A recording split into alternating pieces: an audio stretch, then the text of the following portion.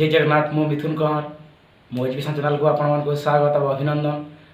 आज मु चतुर्थ श्रेणी टिकी टिकी कविता जार कवि गोदावरी महापात्र से कविताटी पिला तुमको किसी तार भावार्थ तार नूतन शब्द और तार आवृत्ति विषय में तुमको बर्तमान जनवाक चाहूँगी। तो पिला मैंने देखी नंतु।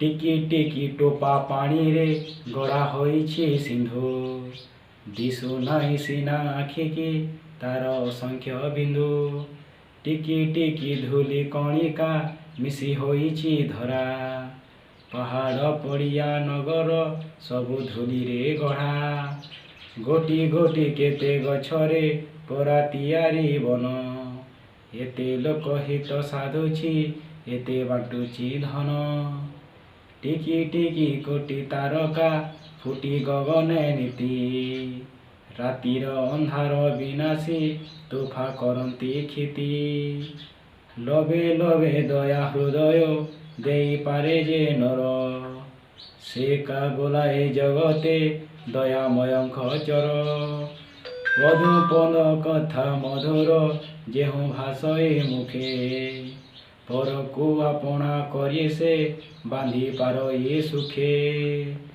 टिकी टिकी कार्य सुगति जेबे देखाई पार तेबे सीना मर्त्य पिलाए जन्म करिब सार। तो पिला माने तार भावार्थ तार कठिन शब्द गुड़िक अच्छे बर्तमान आम लिखि ना। देख टिकी टिकी बेले छोट छोट सिंधु बेले समुद्र धरा बेले पृथ्वी बेले जंगल गगन बेले आकाश नीति बेले प्रतिदिन विनाश अर्थ दूर करवा अंधार को दूर करवा नष्ट करवा तोफा अर्थ उज्जवल क्षति अर्थ अंधार नर बेले मनीष दयामय अर्थ भगवान जहाँ आम दयामय भगवान कहूँ च अर्थ दूत भाषई अर्थ भाषे मुख्य अर्थ आम मुखमंडल सुगति अर्थ भल गति तो मृत्यु अर्थ ये मंचपुरी। तो पिला माने तो बर्तमान देखते तुम लिखि नेल आर किसी नूतन शब्द व कठिन शब्द तो पिला माने देख तार भावार्थ गुड़ तुमको बुझे देवाक चाहूँगी। टिकी टिकी टोपा पानी रे गड़ा होइछि सिंधु दिशु नहीं सीना आखि की तार असंख्य बिंदु। तो पिला माने तुम जानी छोट छोट पानी बुंदा को लेकिरी यही समुद्र तैयारी होइछि केमती तैयारी गढ़ा केमती तैयारी होइछि नहीं देख तो तुम गाँव जब कौन नाल थी तो नदी थी से ही तुम घर पाखर जो वर्षा दिन जो पानी बुंदा जो आकाश पड़े से पानी बुंदा को लेकिन नाल नदी को नहीं भारी समुद्र रे से मिसी जाऊँगी दिशु नाई सीना आखि की तार असंख्य बिंदु एठार कवि गोदावरी महापात्र कहते कि जिते बेले से ही पानी बुंदा गुड़िक समुद्र में मिसी जाए सेटा आम आखि को देखा जाए नहीं। टिकी टिकी धूली कणिका मिसी होइछि धरा।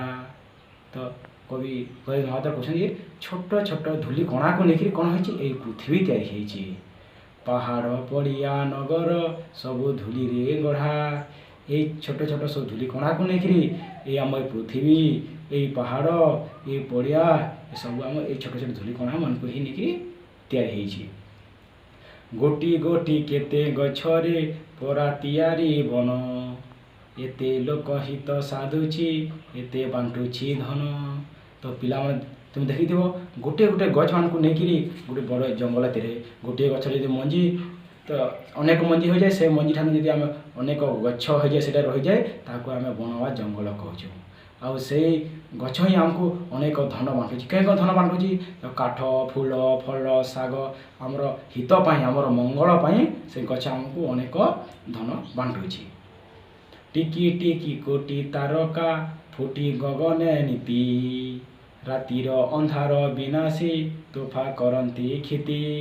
तो पिला माने तुम देखी आकाश रे छोट छोट तारका माने प्रतिदिन देखा जाती एवं से घन अंधकार को से माने अंधकार को उज्जवल कर दियंती ତ ଆକାଶରେ ଅନେକ ଯେଉଁ ତାରକାମାନେ ଅଛନ୍ତି ସେ ଘନ ଅନ୍ଧକାରକୁ ମଧ୍ୟ ଆଲୋକିତ କରିଥାନ୍ତି। ଲବେ ଲବେ ଦୟା ହୃଦୟ ଦେଇପାରେ ଯେ ନର, ସେ କା ବୋଲାଏ ଜଗତେ ଦୟାମୟଙ୍କ ଚର। ତ ପିଲାମାନେ ଦେଖିଥିବ ତ ଅନେକ ମହାପୁରୁଷ ମାନେ ଯେମାନେ କି ଭଗବାନ ସେମାନଙ୍କୁ ଆମକୁ ଚରରେ ଦୂତମାନଙ୍କୁ ପଠାଇଛନ୍ତି। ସେମାନେ ଏମିତି କାମ ହୃଦୟରୁ କାମ କରିଛନ୍ତି, ସେମାନେ ଆମ ପାଇଁ ଅନେକ ସେବା କରିଛନ୍ତି। ମହାତ୍ମା ଗାନ୍ଧୀ ହୁଅନ୍ତୁ, ସୁଭାଷ ଚନ୍ଦ୍ର ବୋଷ କି ସ୍ୱାମୀ ବିବେକାନନ୍ଦ କୁହନ୍ତୁ, ସମସ୍ତେ ଭଗବାନ ତାଙ୍କୁ ଏକ ପ୍ରକାର ଦୂତ ବୋଲି ପଠାଇଛନ୍ତି ଏବଂ ସେମାନେ ଆମମାନଙ୍କର ଦୟା କ୍ଷମା ସବୁ ପ୍ରକାର ମାନଙ୍କର ଛାଡ଼ି ଦେଇଛନ୍ତି। ସବୁ ଦୟା କ୍ଷମା କରିକି ଆମମାନଙ୍କୁ ଏତେ ଭଲ ପାଇବା ଦେଇଛନ୍ତି ଆଉ ଏହି ଜଗତରେ ଆମକୁ ଅନେକ କିଛି ସୁଫଳ କାମ ମଧ୍ୟ ଶିଖାଇଛନ୍ତି। ପଦୁ ପଦ କଥା ମଧୁର ଯେଉଁ ଭାଷଇ ମୁଖେ, ପରକୁ ଆପଣା କରି ସେ ବାନ୍ଧି ପାର ଏ ସୁଖେ। ଯେଉଁ ମଣିଷ ନିଜର ମଧୁର କଥା ଦ୍ୱାରା ଅନ୍ୟମାନଙ୍କୁ ସୁଖ ଦେଇପାରେ, ଅନ୍ୟମାନଙ୍କୁ ବାନ୍ଧିପାରେ, ସେହି ମଣିଷ ଏକା ହିଁ ଦୁନିଆରେ ଶ୍ରେଷ୍ଠ ହୋଇପାରେ। ତ ଏପରି ମଣିଷମାନେ ଆମ ଦୁନିଆରେ ଜନ୍ମ ହୋଇଥିଲେ, ଯେଉଁମାନେ ଆମକୁ ମିଠା ମିଠା କଥା କହି ସେମାନେ ଆଜି ଆମର ଅନେକ ସେମାନେ ନାମ କରିପାରିଛନ୍ତି। ଟିକି ଟିକି କାର୍ଯ୍ୟ ସୁଗତି ଯେବେ ଦେଖାଇ ପାର, ତେବେ ସିନା ମର୍ତ୍ତ୍ୟ ପିଲାଏ ଜନ୍ମ କରିବ ସାର। ତ ପିଲାମାନେ ତୁମେ ଯଦି ଛୋଟ ଛୋଟ କାର୍ଯ୍ୟ କରିବ ଆଉ କିଛି ଦେଖାଇ ପାରିବ, ତାହେଲେ ତୁମେ ବି ଏହି ପୃଥିବୀରେ ଜନ୍ମ କରିବାଟା ସୁଫଳ ହୋଇପାରିବ ଏବଂ ସମସ୍ତେ ତୁମକୁ ମନେ ରଖିପାରିବ।